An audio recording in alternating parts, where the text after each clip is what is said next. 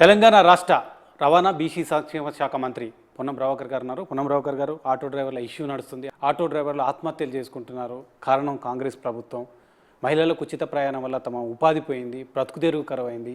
ఆటోలకు finance కూడా కట్టుకోలేకపోతున్నామని ఆందోళన వ్యక్తం చేస్తున్నారు. ఏం చెప్తారు వాళ్ళకి? ఎలాంటి భరోసా ఇవ్వబోతున్నారు? వాళ్ళ సమావేశంలో మీరు వాళ్ళ మాటలు వింటే ఆశ్చర్యపోదురు. వాళ్ళు చెప్పారు గత 10 సంవత్సరాలుగా ప్రభుత్వం ఆటో రంగానికి సంబంధించి ఎప్పుడు పిలవడం కానీ, సంస్కరణలు కానీ, ఆటో కార్మికుల సంక్షేమాన్ని కానీ తీసుకున్న చర్యలేమీ లేవు. ఇప్పుడు వచ్చి 15,000 నెలకి ఇవ్వాలని హరీష్ రావు మాట్లాడుతున్నాడే, సాధ్యమైన మాటేనా? అది ఆచరణ సాధ్యమా? రాజకీయంగా మాట్లాడుతూ ఉన్నారు అని గట్టిగా విమర్శిస్తూ ఉన్నారు. ఆటో ఛార్జీల పెంపు 2000 మా ప్రభుత్వం వచ్చిన తర్వాత 6లో 7లో 11 2011లో ఆనాడు బొత్స సత్యనారాయణ గారు చేసినారు. 11 నుంచి 20. డీజిల్ 50 రూపాయలు పెరిగింది లీటర్కి, ఆనాటికి ఈనాటికి. వీళ్ళు ఏం చేయలే. ఆటో కార్మికులకు సంబంధించి స్క్రాప్ కింద తీసేటువంటి ఒక పర్మిట్ ఇష్యూ లోపల 2,50,000 ఆటో కొంటే 2,50,000 పెట్టి మళ్ళీ పర్మిట్ కొనుక్కునేటువంటి పరిస్థితి ఏర్పడేది ఈరోజు ఇక్కడ. సో అనేక సమస్యలు ఉన్నాయి. ఇలా వాళ్ళందరి దగ్గర మనసు ఇప్పి మాట్లాడుకున్నాము. ఈ ప్రభుత్వం మేము ఆటో కార్మికుల సంక్షేమానికి నభూతో నా భవిష్యత్ అనే విధంగా వెల్ఫేర్ కమిటీతో పాటుగా వాళ్లకు యాప్ తదితర అంశాలు చర్చకు వచ్చినాయన్నీ కూడా వీలైనంత తొందరలో వాళ్ళకు ఉపయోగపడే విధంగా ప్రభుత్వం స్పందించబోతా ఉన్నది. వాళ్ళు ఎక్కడ కూడా మా ప్రభుత్వం పట్ల వ్యతిరేకత లేరు. మహాలక్ష్మి పథకం అనేటువంటి దాని మీద కొంత రాజకీయపరం చేసే ప్రయత్నం చేస్తూ ఉన్నారు తప్ప మా ఉపాధికి సంబంధించిన విషయం లోపల కొద్దో గొప్ప చిన్న ఇష్యూ ఉండొచ్చు, ఏది కొత్తది తీసుకొచ్చినా ఇబ్బంది అవుతుంది అనే మాట వాళ్ళు చెప్పారు. తప్పకుండా మరొక్కసారి మీ ద్వారా తెలంగాణ రాష్ట్రంలో ఆటో నా సహోదరులు వాళ్ళంతా నా తెలంగాణ బిడ్డలు, తెలంగాణ ఏర్పాట్ల వాళ్ళ పాత్ర గణనీయమైనటువంటిది. మా ప్రభుత్వానికి ఎక్కడ కూడా ఆటో కార్మికులకు అన్యాయం చేయాలని లేదు. మా మేనిఫెస్టోలో పెట్టిన విధంగా అనేక అంశాలు వాళ్ళకు త్వరలో నిర్ణయం తీసుకోబోతున్నాం. రవాణా రంగానికి సంబంధించి సంస్కరణలు కావచ్చు, వాళ్ళ సంక్షేమం కావచ్చు, ఇవన్నీ త్వరలో మా ప్రభుత్వం డిసిషన్ చేయబోతుంది. 6 గ్యారెంటీలు అన్నారు. 100 రోజులు కావస్తుంది. 100 రోజుల్లో 6 గ్యారెంటీలు ఫుల్ఫిల్ చేస్తామని చెప్పారు. కానీ ఇంకా ఆచరణ సాధ్యం కావడం లేదు. ఇంకా కొన్ని రైతు బంధు లాంటిది ఇంకా రైతుల ఖాతాలోకి లేవు. ఒకవైపు ఆటో డ్రైవర్లకు ఇచ్చిన హామీ, రాహుల్ గాంధీ సైతం ఆటో డ్రైవర్లకు భరోసా ఇచ్చారు. మీరు పార్టీ మేనిఫెస్టోలో పెట్టారు. ఆటో డ్రైవర్ల ఆత్మహత్యలు, రైతుల ఆత్మహత్యలు, ఇంకొక వైపు మీరు చూస్తున్నారు సర్పంచుల ఆత్మహత్యలు కూడా జరుగుతున్నాయని బీఆర్ఎస్ నాయకులు ఆరోపిస్తున్నారు. ఏం చెప్తారు వాళ్ళందరూ? వాళ్ళే ప్రభుత్వంలో ఉండి వాళ్ళ నిధులు కేటాయింపు చేయకపోవడం వల్ల సర్పంచులు అప్పుల పాలై వాళ్ళ రాజ్యాంగబద్ధంగా వచ్చిన హక్కులను హరించి వాళ్ళకు వచ్చిన నిధులను దారి మళ్లించి పెట్టిన పెట్టుబడులు రాక ఆత్మహత్యలు చేసుకున్న సర్పంచులు ఆ హయాంలో జరిగితే ఇలా ఆ మంత్రి మాజీ మంత్రిగా మారితే సర్పంచుల మీద ముసలి కన్నీరు గారితే సర్పంచుల మీద ఆ సర్పంచుల చావుకు కారకులైనటువంటి హత్య కేసు నమోదు చేయించుకోవాల్సిన వ్యక్తులు వాళ్ళ మీద సానుభూతి మాట్లాడుతూ ఉన్నారే. ఇది సర్పంచులందరికీ తెలుసు. ఇది పూర్తిగా అసత్యపు ప్రచారం. ఇప్పుడు మేము వచ్చి 1.5 ఏడాదిన్నర అయింది కాదు, అధికారం 1.5 నెలనే అయింది. అది తెలియక వాళ్లకు నలుగురు కలిసి కేసీఆర్, హరీష్ రావు, కేటీఆర్, కవిత, సంతోష్ 5 400 అంటే 4 కలిసి మమ్మల్ని 420 అంటారు. ఎందుకైందో ఏమి మునిగింది? ఇప్పుడు మీరు 10 ఏళ్ళుగా ఉండి ఉపాధి ఉద్యోగం దానికి సంబంధించిన నిరుద్యోగ వృత్తి ఇవ్వకపోయినా, పెన్షన్లు మళ్ళీ కొత్త ఇవ్వకపోయినా, లేదా రైతు రుణమాఫీ చేయకపోయినా, డబుల్ బెడ్రూమ్లు ఇవ్వకపోయినా, అనేక కార్యక్రమాలు మీరు జరగకపోయినా, ఎన్నికల సందర్భంలో మాత్రమే బీసీలకు 5-10 మందికి రుణం ఇచ్చిన తర్వాత బీసీలకు మొత్తం వ్యవస్థనంతా నాశనం చేసిన, గతంలో 2004 నుంచి 14 దాకా బీసీ, ఎస్సీ, ఎస్టీ విద్యార్థులకు మెచ్చార్జీలు గ్రీన్ ఛానల్ ద్వారా వచ్చే నిధులు కేటాయింపును ఆపిన, విద్యా వ్యవస్థ నిర్వీర్యం చేసిన, ఇలా మీరే మా మీద ఇట్లా మాట్లాడితే ఇట్లా దయ్యాలు వేదాల వల్ల ఇచ్చినట్టు మా ప్రభుత్వం కట్టుబడి ఉంది. సమయం తప్పకుండా 6 గ్యారెంటీలు కావచ్చు, ఇతరాతర 6 గ్యారెంటీలు కాక అవసరాలు ప్రజలకు సంబంధించినవి కావచ్చు. మా బాధ్యత, విశ్వాసం ఉంది ప్రజలకు మా మీద. 2014 నుంచి మేము ఏదైతే హామీలు ఇచ్చినామో ప్రతిదీ అమలు చేసి చూపెట్టినాం. ఇవాళ కూడా బరాబరుగా ప్రక్రియ కొనసాగుతోంది. ప్రభుత్వం ఏర్పడ్డ 48 గంటల్లో ఆరోగ్యశ్రీతో పాటుగా మహిళలకు బస్సు ఉచితంగా ప్రయాణం ఇచ్చినాం. తదనంతరం వెంటనే డిసెంబర్ 28 నుంచి 6 తారీఖు వరకు అప్లికేషన్ల ప్రక్రియ తీసుకున్నాం. డాటా ఎంట్రీ అయింది. దానికి సంబంధించిన విధి విధానాలు ఖరారు చేస్తున్నాం, దానికి సంబంధించినటువంటి ఎగ్జిక్యూషన్ ప్రారంభిస్తాం. ఎవరు ఆందోళన పడాల్సిన అవసరం లే. కానీ మీరు ఎన్నికల ముందు చెప్పారు, పార్టీ సమావేశాల్లో కూడా అదే చెప్పారు, మీరు ఎవరు ఆందోళన పడకండి, మా ప్రభుత్వం వస్తుంది, మా ప్రభుత్వం రాగానే మీ అకౌంట్లో డబ్బులు పడతాయి, రైతులు ఆందోళన చెందవలసిన అవసరం లేదు, 500కు గ్యాస్ సిలిండర్ ఇస్తామని చెప్తున్నారు. ఇలాంటి హామీలు కూడా నెరవేర్చలేకపోయినారు. నెల 15 రోజులు అవుతుందని ప్రజల నుంచి వస్తున్న ప్రశ్న, దానికి మీరు ఆన్సర్ లేలే. రైతులకు సంబంధించి 80%, 5 ఎకరాల లోపల ఉన్న వాళ్ళందరికీ 80% రైతులకు పడ్డాయి నాకున్న సమాచారం మేరకు. మిగతా వాళ్ళందరికీ త్వరలోనే వేసే కార్యక్రమం కొనసాగుతుంది. నెంబర్ 1. దాని తదుపరి 6 గ్యారెంటీలకు సంబంధించి లేదా గ్యాస్ సిలిండర్లకు సంబంధించి నేను ఇంతకుముందు చెప్పినట్టుగా ప్రజలకు కూడా తెలుసు, అప్లికేషన్ల ప్రక్రియ కొనసాగింది. దానికి సంబంధించినటువంటి అసలు లబ్ధిదారులు ఎవరికి కావాలి, ఎన్ని సిలిండర్లు వాడుకుంటున్నారు, ఏదైనా కొంత డేటా సేకరణకు ప్రభుత్వ సమయం అవసరం. గతం లోపల అనేకమైనటువంటి అంశాల లోపల ఎక్కడ కూడా దానికి సంబంధించిన సమాచారం కానీ ఏ విధానం అవలంబించడం లేదు. ఉదాహరణకు జిల్లాల పునర్వ్యవస్థీకరణ, there is no scientific method. So ఈ ఇష్యూలో కూడా మేము ఒక సైంటిఫిక్ మెథడ్గా, ఒక శాస్త్రీయబద్ధంగా లబ్ధిదారుల ఎంపిక ప్రక్రియ మేము మళ్ళీ కూడా చెప్తున్నాం. ఇలా 28/6 వరకు అప్లికేషన్ల ప్రక్రియ కాదు, రేపొద్దున ఎంపిక కాబట్టటువంటి వాళ్ళ లిస్టు ఊర్లో ప్రదర్శింపజేస్తాం. ఇంకా రాని వాళ్ళు ఎవరు ఉంటే వాళ్ళ అప్లికేషన్ పెట్టుకునే విధంగా స్టాచ్యురేషన్ మోడ్లో తీసుకొస్తాం. That is our government view. అది ఆలోచన చేయకుండా ఊరికేనే నెల 15 రోజులకి 10 ఏళ్ళు పరిపాలించిన దయ్యాలు వేదాలు వల్లించినట్టు వాళ్ళు అమలు చేయలేనోడు నన్ను అంటే ప్రజలకు అర్థమైతే లేదా? ఖజానా ఖాళీ చేసినారు. అసెంబ్లీలో మేము చెప్పినాం, ఈ ప్రభుత్వం అప్పులమయం చేసింది, ఈ ప్రభుత్వం నిధులను దుర్వినియోగం చేసింది. ఇప్పటికీ కూడా నేను ఒక చిన్న ఉదాహరణ చెప్తా. ప్రజావాణిలో కూర్చుంటే మైనింగ్ డిపార్ట్మెంట్కు సంబంధించిన ట్యాక్సీ హైర్ చేసుకున్నటువంటి వాళ్ళ ట్యాక్సీ పేమెంట్ 2 ఏళ్ల నుంచి రాలే. వాళ్ళు జీవితం ఎట్లా కొనసాగాలి? అటువంటి టోకెన్లు ఇచ్చినాయి 15, 20, 30 వేల కోట్ల రూపాయలు. Not only irrigation. కానీ పరిపాలన మీకు ఇంకా కంట్రోల్లోకి రాలేదా? విద్యుత్తుకు సంబంధించి 16 నుంచి 17 గంటలు కరెంట్ రావడం లేదని మాజీ మంత్రి నిరంజన్ రెడ్డి ఈరోజు ఆరోపించారు.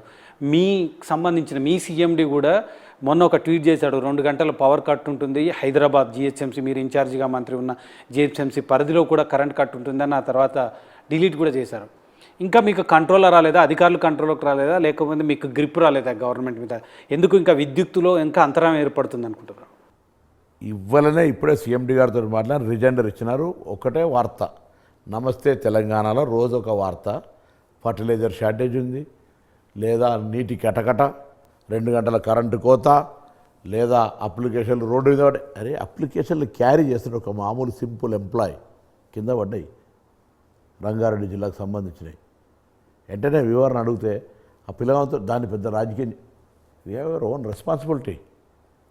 ప్రభుత్వం మీద మీరు అర్థం చేసుకున్న ఒక మాట, గౌరవ మిత్రుడు మాజీ మంత్రి కేటీఆర్ గారు 10 సంవత్సరాల రాజ్యం వెళ్ళిన వ్యక్తి, ప్రజాస్వామ్యం మీద విశ్వాసం ఉంటే 32 మెడికల్ కాలేజీ బదులు 32 వాట్సాప్ యూనివర్సిటీలు, వెబ్సైట్ దాన్ని అవి పెట్టుకుంటే బాగుంటుందంటే ఏ విధంగా ఫేక్ ప్రచారం చేస్తారో మీకు అర్థమవుతుంది. చిన్న చిన్న అంశాలను భూతద్దంలో పెట్టి అబద్ధాలుగా చూపెట్టే ప్రయత్నం చేస్తుంది. నేను యావత్ తెలంగాణ ప్రజలను కోరుతా ఉన్నా, టీఆర్ఎస్ చేసే అసత్య ప్రచారాలను, బీజేపీతో కలిసి ఆడే నాటకాలను దయచేసి పరిశీలన చేయండి. అనవసరమైన ఆందోళన చెందొద్దు. కాంగ్రెస్ ప్రభుత్వం కూల్చే ప్రమాదం ఉందని మీరేమైనా అభద్రత భావంతో ఉన్నారా? ఏం అభద్రత లేదు. మేము అటువంటి అంశము ఆలోచన కూడా రానియాం.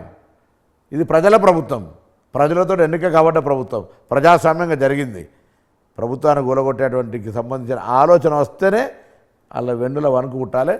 మాకు అంత కంఫర్టబుల్, మేము అటువంటి భయపడే. బీజేపీ బీఆర్ఎస్ ఒకటని చెప్తున్నారు, కానీ ఈరోజు కేటీఆర్ మాట్లాడుతూ రాహుల్ గాంధీ నుంచి మొదలు పెడితే రేవంత్ రెడ్డి వరకు కూడా అదానీ ఒకటే, అదానీ మోడీ ఒకటే అని ఆరోపించిన వాళ్ళంతా కూడా ఈరోజు అదానీ కొడుకుతో కలిసి దావోస్లో చెట్టాపట్టాలు వేసుకొని తిరుగుతున్నారని చెప్తున్నారు. ఏమంటారు? దానికి ఏం చెప్తారు? మేము బీజేపీ ఆఫీస్కి వెళ్ళామా? వాళ్ళు మాదిగా దావోస్ ఈజ్ ఏ బిజినెస్ అగ్రిమెంట్స్కి సంబంధించిన ఒక వ్యాపార సమ్మిట్. అది సమ్మిట్.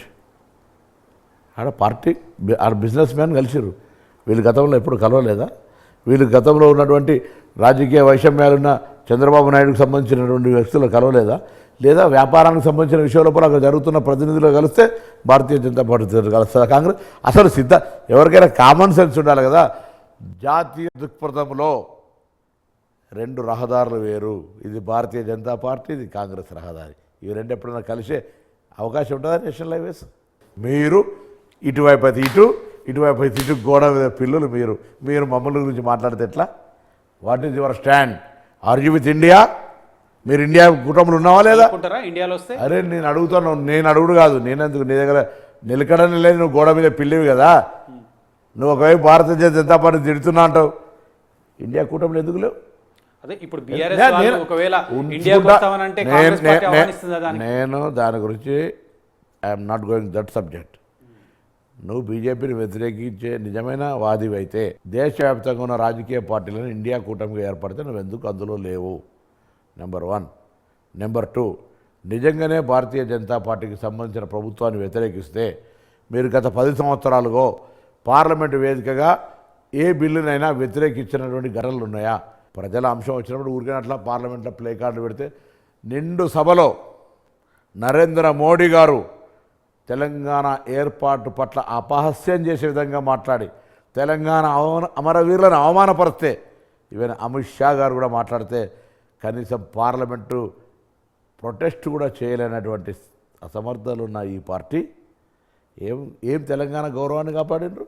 అంటే బండి సంజయ్ అవినీతి ఆరోపణలు నిజమని నమ్ముతున్నారా, లేకపోతే బండి సంజయ్ని తొలగించడం అన్యాయం అనేది అంటున్నారా? కిషన్ రెడ్డి గారు చెప్పాలి, వాళ్ళ పార్టీ నాయకత్వం చెప్పాలి. మీ ఆవేదన ఏంటంటే? నేనేమంటున్నా, బండి సంజయ్ గారు నిన్ను అవినీతి ఆరోపణలని తొలగించిర్రా, లేదా కేసీఆర్ నిన్ను పక్కన జరిపి ఆయన నిజాయితీ నిరూపించుకోవాలి. ఇప్పుడు నిరూపించుకోవాలి. ఎందుకు నిరూపించుకోలేకపోతున్నా అంటే మీకు తెలుసు, మీకు కూడా కరీంనగర్తో సంబంధం ఉంది. ఎన్నికల్లో పోయినసారి పోటీ చేసినప్పుడు ఇది ఆస్కార్ అవార్డు గ్రహీత. అసలు ఆస్కార్ అవార్డు దేశంలో ఎవరికి ఇస్తున్నారో తెలియదు, కానీ నాకు అవకాశం ఉంటే బండి సంజయ్ గారికి ఇవ్వని కోరుతా. ఎందుకు చెప్తున్నా అంటే ఇవాళ నిజవర్గ సమస్యల గురించి ఎన్నడూ కనీసం సమస్యను ఎన్నడైనా మాట్లాడినా ఈ 5 సంవత్సరాల. ఇప్పుడు అంటుండు రేవంత్ రెడ్డి గారు సిరిసిల్ల వస్త్ర పరీక్ష సంక్షోభంలో నూలు పని వేసింది, నీ ప్రభుత్వం తీయగలుగుతావా? మాట్లాడు ముందు. కానీ ఇంత ధైర్యం ఉన్న మీరు, పొన్నం ప్రభాకర్కి ఇంత ధైర్యం ఉంది, బండి సంజయ్ మీద ఇంత మాట్లాడిన మీరు ఎందుకు హుస్నాబాద్ దాకా పారిపోయారు, కరీంనగర్ వదిలేసి? పారిపోవడానికి నా పార్లమెంట్ నా దమ్ముంది, వేరే కలవే గెలగలిగిన రమ్మను. అరే నా మీద పోటీ చేయనుండే కదా అంతా, నీకు అంత ధైర్యం ఉంటే.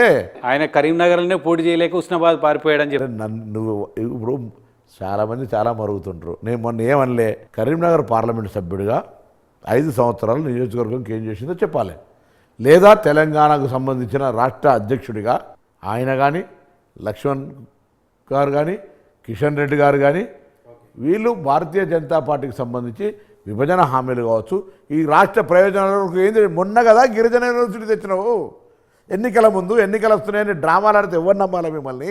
తెలంగాణ విభజననే వ్యతిరేకించిన మీరు ఏ డిఎన్ఏ తోటి తెలంగాణ ఓట్లడిగే సిగ్గెక్కడదో అని అడుగుతున్నా. కేసీఆర్ కుటుంబం మీద, కేసీఆర్ అవినీతి మీద, ప్రభుత్వ అవినీతి మీద అనేక ఆరోపణలు చేశారు. ప్రజలు కేసులు పెడతారు, జైలుకు పంపిస్తామని అనేక మాటలు మాట్లాడారు కాంగ్రెస్ పార్టీ. ఇప్పుడు అనలే చట్టంలో తప్పులన్నీ బయటకు వస్తాయని చెప్పినాం. ఎప్పుడు వస్తాయి? మీరు కూడా బీజేపీ డిమాండ్ చేసినట్టు మీరు రమేష్ గారు మీరు జర్నలిస్టు, మీకు అడిగే హక్కు ఉన్నది, కానీ మా ప్రక్రియను కూడా మీరు పరిశీలన చేయాలి.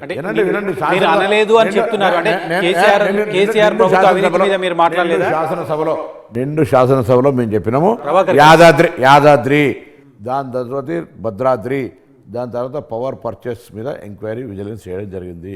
దాంతో పాటుగా కాళేశ్వరం తెలుసు 5 ఏళ్ళైనా పూర్తి కావు, చాలా వరకు చూసిన విజిలెన్స్ ఎంక్వైరీ.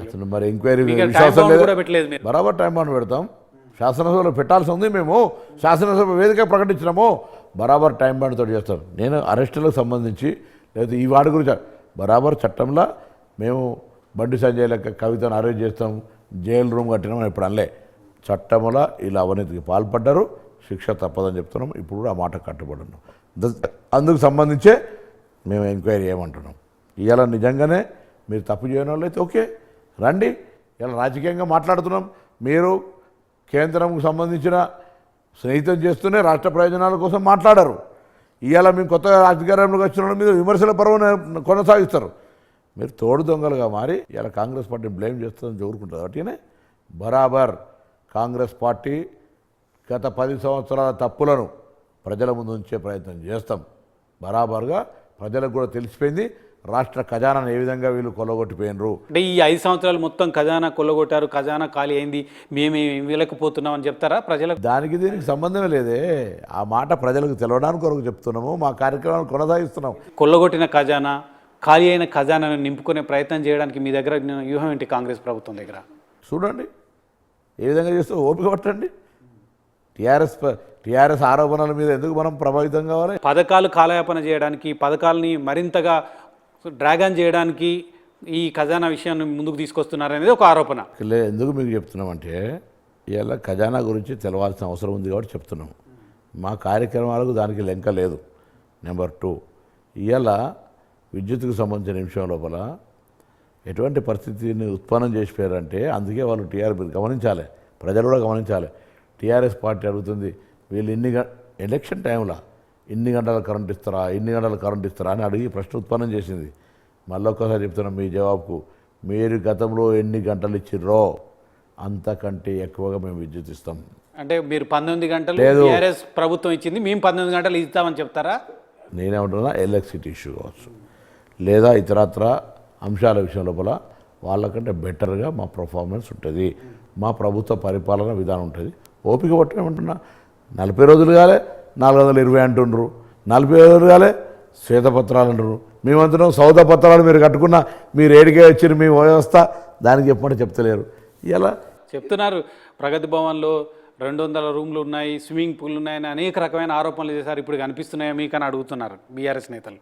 200 రూములు ఉన్నాయని అరే ముఖ్యమంత్రి నివాసంలో మేము కూడా చూసిన బట్టి గారు నాకు పోయి చూస్తే మొదటిసారి పోయి రైట్ ఒక విలాసవంతమైన బరాబర్ ఇవాళ కూడా అంటున్నాం. అంత విలాసవంతమైన భవనాలు అవసరం ఉండేనా ఇంత పేదలకు కట్టిన డబ్బు? 2018 ఎన్నికల్లో పొన్నం ప్రభాకర్ గారు ఒక స్టేట్మెంట్ ఇచ్చారు, నాకు కూడా బాగా గుర్తుంది. మేము అధికారంలోకి వస్తే ప్రగతి భవన్ని ప్రజాస్పత్రిగా చేస్తామని కూడా ఒక మాట చెప్పారు. 2018 నేను అదే చెప్తున్నా. 18 ఎన్నికలు 2023లో మేము దానికి సంబంధించి ఎక్కడ కూడా ముఖ్యమంత్రి కార్యాలయంగా వాడుకుంటామని చెప్పలేదు. మరి మీరు విలాసవంతమైన భవనం కేసీఆర్ అనుభవించిండు, విలాసవంతంగా బతికాడని చెప్తున్న మీరు ఇప్పుడు మీ పార్టీకి సంబంధించిన డిప్యూటీ సీఎం ఉంటున్నారు, ఇక రేపో ఎల్లుండో ఇంకొక మంత్రి కూడా ఆడికి వెళ్తున్నారు. అదే విలాసవంతమైన భవనంలో మీరు ఉండడం లేదా? దాన్ని ఎట్లా సమర్థించుకుంటారు? ఆ భవనంలో ఉండడానికి సంబంధించి అంటే ఆ భవనంలో విలాసవంతమైన భవనాలు వాళ్ళు ఉంటే తప్పులేదు. మాకు దళిత ఉప ముఖ్యమంత్రి ఉంటే ఓరవలేకపోతారా? మీ ఓరవడం కాదు, జనరల్గా సమర్థించుకుంటారని అడుగు. లేదు, సమర్థించుకునే అంశం వచ్చినప్పటికీ తప్పకుండా జవాబు చెప్తారులే. బీసీ మంత్రిగా మీరు సమగ్ర కుటుంబ సర్వే విషయంలో అనేకసార్లు కాంగ్రెస్ పార్టీ నేతలు డిమాండ్ చేశారు. సమగ్ర కుటుంబ సర్వేను బయటపెట్టాలి, రాష్ట్రంలో ఎంతమంది ఏ కులానికి సంబంధించిన వాళ్ళు ఉన్నారో తెలుస్తుందని చెప్తున్నారు.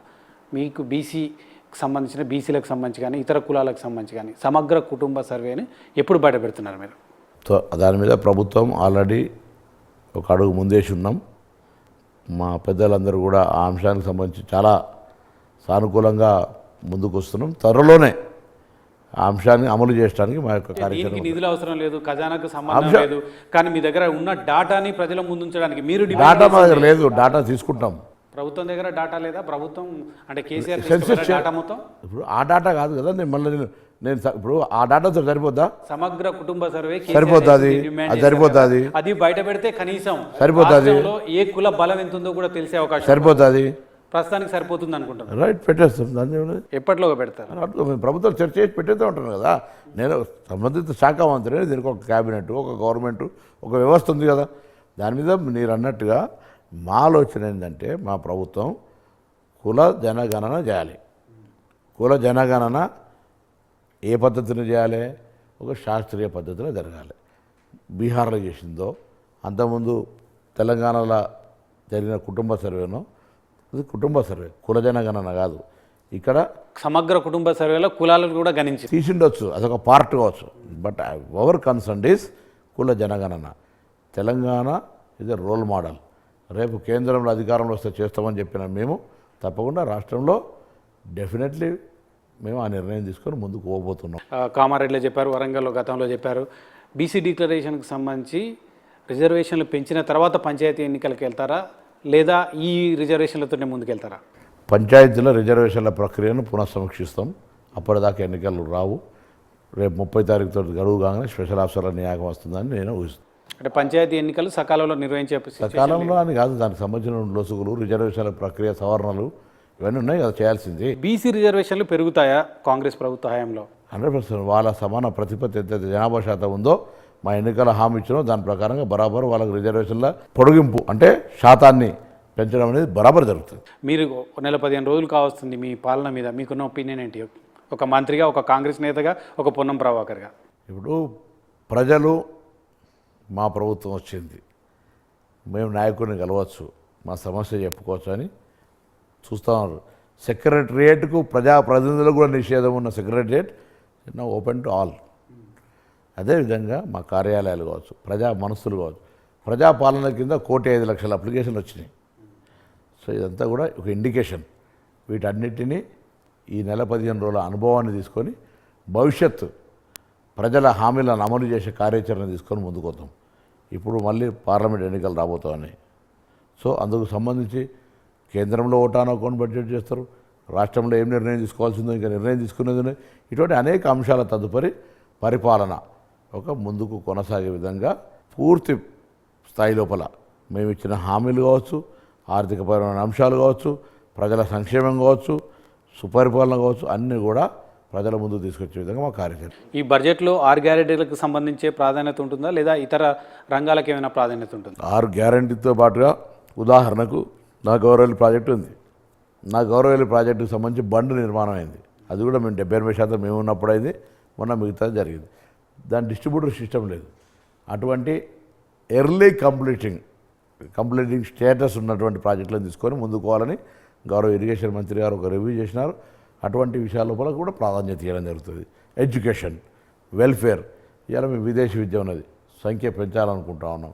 లేదా గురుకులాలున్నాయి, దానికి సంబంధించినటువంటి రిక్రూట్మెంట్ కావచ్చు, సొంత భవనాలు లేవు, లేదా ఇతరత్ర హాస్టల్స్ వస్తున్నాయి, బస్ ఛార్జీలు ఉన్నాయి, మెస్ ఛార్జీలు అందరూ కూడా గ్రీన్ ఛానల్ పేమెంట్ జరగాలని కోరుకుంటున్నాం. ఎందుకంటే 2 ఏళ్ళు బిల్లు ఇవ్వకపోతే క్వాలిటీ లేని ఫుడ్ వస్తుంది అని మనం ఇన్స్టిట్యూట్ చేయలేకపోతున్నాం, ఇట్లా క్వాలిటీ లేక చేయబోతున్నాం, మీరు పైసలు ఇస్తలేరు అంటుండ్రు. మెస్ ఛార్జీలు అటువంటి పరిస్థితి ఉన్నాయి. ఇవన్నీ కూడా స్ట్రీమ్లైన్ చేసి అన్నీ కూడా 6 గ్యారెంటీలతో పాటుగా మినిమం నీడ్ రోడ్డు కావచ్చు, డ్రింకింగ్ వాటర్ కావచ్చు, ఇతరత్ర అంశాలు కూడా ప్రాధాన్యత ఉంటుంది. ప్రజాపాలన అంటే మీరు బార్ల సెక్రటరీ తలుపులు చేసి ప్రజలను అందరినీ అందులోకి పంపించడం, ప్రగతి భవన్ తలుపులు తెలిసి అందరినీ ప్రజాభవన్లోకి పంపించడం, అందరూ మంత్రులను కలిసేటట్టు చేయడం, అందరినీ ఎమ్మెల్యేలు కలిసేటట్టు, ఇదేనా ప్రజాపాలన? లేకపోతే ఏదైనా కన్స్ట్రక్టివ్గా పాలన జరగాలి, మంత్రులు పని చేసుకోవాలి, ఆఫీసర్లు పని చేసుకోవాలి, లేదా ఎమ్మెల్యేలు పని చేసుకోవాలి, దీన్నే ప్రజాపాలనగా మీరు అభివర్ణిస్తారు? ఏ పని ఆగింది? మీరు ఇప్పుడు ప్రజలు వాళ్ళు రావడాన్ని జీర్ణించుకోలేకపోవడం.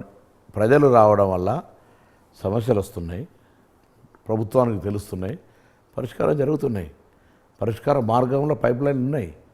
డెఫినెట్లీ పబ్లిక్ రావడం అనేది ఊరికే ఏదైనా కాళేశ్వరం ప్రాజెక్టు కొరకు టీఆర్ఎస్లు బస్సులలో తీసుకొని దావతలు చూపెట్టినట్టు. ఇది we are not bringing public coming on their own issues. మేము ప్రభుత్వంగా స్పందిస్తున్నాము. సమయం పట్టవచ్చు పరిష్కారానికి, తప్పకుండా ప్రతి కాయిదానికి జవాబు ఉంటుంది, జవాబుదారితనం ఉంది. మేము నాయకులం కాదు, మేము సేవకుల విధంగా పనిచేస్తుంటే ప్రజలు వస్తుంటే వాళ్ళు ఏదో పొరపాటున వస్తున్నట్టుగా మనం మాట్లాడితే ఎట్లా? డెఫినెట్లీ గతంలో ప్రజాప్రతినిధులకే అవకాశం లేదు. ఒక ముఖ్యమంత్రిని కలవాలంటే, ఒక మంత్రిని కలవాలంటే నిజంగా ఆవేదన కలిగిన సామాన్యుడు రాలేని పరిస్థితి. భవిష్యత్తులో అట్లా ఉండదు. ఇంకా పారదర్శకంగా, ఇంకా అందుబాటులో ప్రజాపాలన ఉండే విధంగా స్వేచ్ఛగా బరాబర్ అందరిలో ముందుకు పోతాం. థ్యాంక్ యూ ప్రభాకర్ గారు, థ్యాంక్ యూ సో మచ్. ప్రజాపాలనకు ప్రజల్లో సంతృప్తి వ్యక్తమవుతుంది. తెలంగాణ ప్రజలు సంతృప్తితో ఊపిరి పీల్చుకుంటున్నారు. ఖచ్చితంగా ప్రజలు అనుకున్నట్లుగా 6 గ్యారెంటీలను అమలు చేసి తీరుతాం. 6 గ్యారెంటీలతో పాటు ప్రజలకు ఏం కావాలి, రాష్ట్ర ప్రగతికి ఎటువంటి బాటలు వేయాలన్న అంశంపైన కాంగ్రెస్ ప్రభుత్వానికి వ్యూహం ఉంది. అదేవిధంగా అభివృద్ధి చేయడానికి శాయశక్తుల కృషి చేస్తామని పొన్నం ప్రభాకర్ గారు అంటున్నారు. ఇది ఈ వారం ఫేస్ టు ఫేస్. మరో గెస్ట్ మళ్ళీ కలుద్దాం.